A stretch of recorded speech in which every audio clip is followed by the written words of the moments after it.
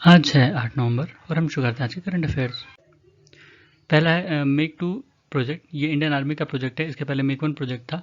ठीक है, इसमें आत्मनिर्भरता पर जोर देने के लिए इस प्रोजेक्ट को चलाया जाता है। उसके बाद the state of food and agriculture 2022, ये यूएन की जो फूड एंड एग्रीकल्चर ऑर्गेनाइजेशन है वो रिलीज़ करती है। उसके बाद state of global climate in 2022, ये report world meteorological organisation release करता है। ठीक है, उसके बाद परमा क्राइसिस, ये कोलिन डिक्शनरी का वर्ड ऑफ द ईयर है 2022 का। ठीक है, परमा क्राइसिस का मतलब है कि जो ब्रिटेन में देखा गया था, जो इंस्टेबिलिटी और इनसिक्योरिटी थी, उसी से रिलेटेड ये वर्ड है। उसके बाद है नेशनल फ्लोरेंस नाइटिंगेल अवार्ड 2021। ये अवार्ड 1973 में बनाया गया था ministry of health and family welfare के द्वारा। ये नर्स और नर्सिंग के क्षेत्र में दिया जाता है, जो नर्स हैं अच्छा काम करती हैं उनको। ठीक है, उसके बाद फ्लोरेंस नाइटिंगेल, ये जो थी सोशल रिफॉर्मर थी इंग्लैंड में। ठीक है, और स्टेटिशियंस भी थी, और इन्होंने ही मॉडर्न नर्सिंग को एक तरह से नया आयाम दिया। मतलब जो अभी का नर्सिंग है उसको इन्होंने एक तरह से डिफाइन किया। ठीक है, पहला इन्होंने साइंटिफिक बेस्ड नर्सिंग स्कूल खोला था ब्रिटेन में। फिर है इलेक्टोरल बॉन्ड्स। अभी डिपार्टमेंट ऑफ इकोनॉमिक अफेयर्स ने इलेक्टोरल बॉन्ड स्कीम में एक अमेंडमेंट किया है। इसमें एक नया क्लॉज जोड़ा गया है कि जब भी किसी स्टेट में जनरल इलेक्शन होगा, मतलब वहाँ की स्टेट असेंबली में इलेक्शन होगा, या किसी यूनियन टेरिटरी में जहाँ पे लेजिस्लेचर है, ठीक है, वहाँ इलेक्शन होगा, तो उस साल में 15 दिन का एक्सटेंशन मिलेगा ये इलेक्टोरल बॉन्ड जारी करने के लिए। ठीक है, नॉर्मली ये सिर्फ 4 महीने में मतलब साल भर में केवल 4 महीने में 10-10 दिन जारी होता है। जनवरी, अप्रैल, जुलाई और अक्टूबर। ठीक है, इनके जो 10 दिन हैं उसी में ही जारी होता है, और उसके जारी करने के बाद 15 दिन में जब भी कोई वो होता है 15 दिन में कैश करा सकते हैं। ठीक है, ये स्कीम शुरू हुई थी 2018 में, और इसमें केवल वही पार्टियां पार्टिसिपेट कर सकती हैं जो कि रिप्रेजेंटेशन ऑफ पीपल एक्ट के सेक्शन 29A में रजिस्टर्ड हैं, और जिनको 1%, कम से कम 1% वोट मिला है जनरल इलेक्शन, चाहे लोकसभा या मतलब स्टेट असेंबली में। ठीक है, और इसके लिए केवल SBI ही ऐसा बैंक है जो इसको इशू करता है इलेक्टोरल बॉन्ड्स। उसके बाद है लॉ कमीशन। लॉ कमीशन के नए चेयरपर्सन हुए हैं रिटायर्ड हाईकोर्ट चीफ जस्टिस हैं ऋतुराज अवस्थी। ठीक है, ये 22वां लॉ कमीशन है, और लॉ कमीशन जो है वो एक नॉन स्टेचुटरी बॉडी है, और ये नोटिफिकेशन से बना है। ठीक है, जो चार्टर एक्ट 1833 था उसमें पहला लॉ कमीशन बना था, और उसके जो हेड थे वो मैकॉले। ठीक है, TB मैकॉले। और जो अभी का लॉ कमीशन है, इसकी जो टेन्योर होता है वो 3 साल का होता है। ठीक है, और जो मेंबर होते हैं उनकी कोई मतलब ऐसा कोई फिक्स्ड एलिजिबिलिटी नहीं है कि किसको होना चाहिए। नॉर्मली जजेस को ही लोग मेंबर और उसके चेयरपर्सन रखते हैं। ठीक है, ये लॉ कमीशन जो है वो लॉ से रिलेटेड जितने भी हमारे लॉ हैं या कॉन्स्टिट्यूशन के प्रोविजन थे उसको रिव्यू करती है।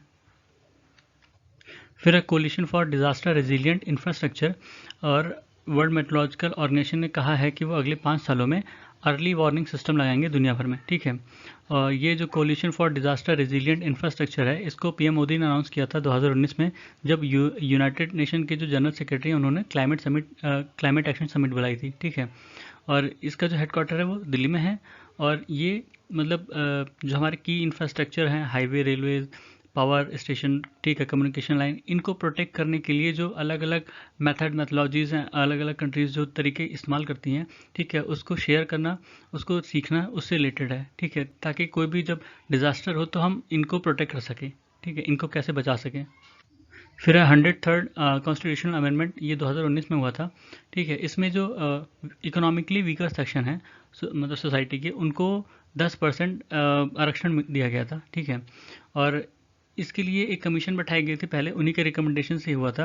मेजर जनरल SR सिन्हो, ठीक है, उनकी कमीशन थी 2005 में बैठाई गई थी, उन्होंने 2010 में रिपोर्ट दिया था, और इसको लागू किया। इसके बाद ये जो अमेंडमेंट आया था 2019 में आया था। ठीक है, इसमें 2 मेजर चेंजेस लाए गए थे कॉन्स्टिट्यूशन में।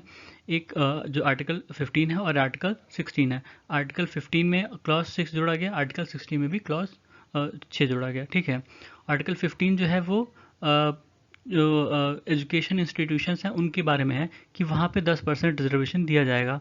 ठीक है, ऐसे ऐसे ही आर्टिकल 16 का जो क्लॉज 6 है वो पब्लिक सेक्टर में एम्प्लॉयमेंट के लिए है, उसमें भी 10% का आरक्षण दिया गया। ठीक है, ये इकोनॉमिकली वीकर सेक्शन के लिए है, ना कि सोशली वीकर सेक्शन के लिए। ठीक है, जो पहले रिजर्वेशन दिया गया था SC ST OBC को, वो सोशली एंड इकोनॉमिकली बैकवर्ड के बेसिस पर दिया गया था। ठीक है, तो उसकी जो लिमिट है वो 50% है कि 50% तक आरक्षण दिया जा सकता है इन तीनों सेक्शन को मिला के।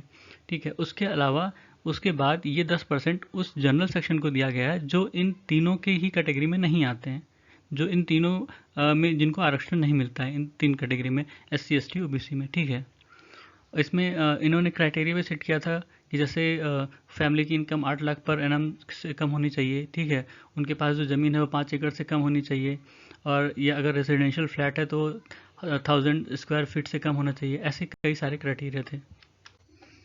उसके बाद एयर क्वालिटी इंडेक्स, ये 2014 में लॉन्च किया गया था, जो एयर क्वालिटी है उसको मापने के लिए एक तरह से। ठीक है, इसमें 8 पॉल्यूटेंट को देखा जाता है: particulate matter 10, particulate matter 2.5, nitrogen dioxide, sulphur dioxide, carbon monoxide, ozone, ammonia, lead.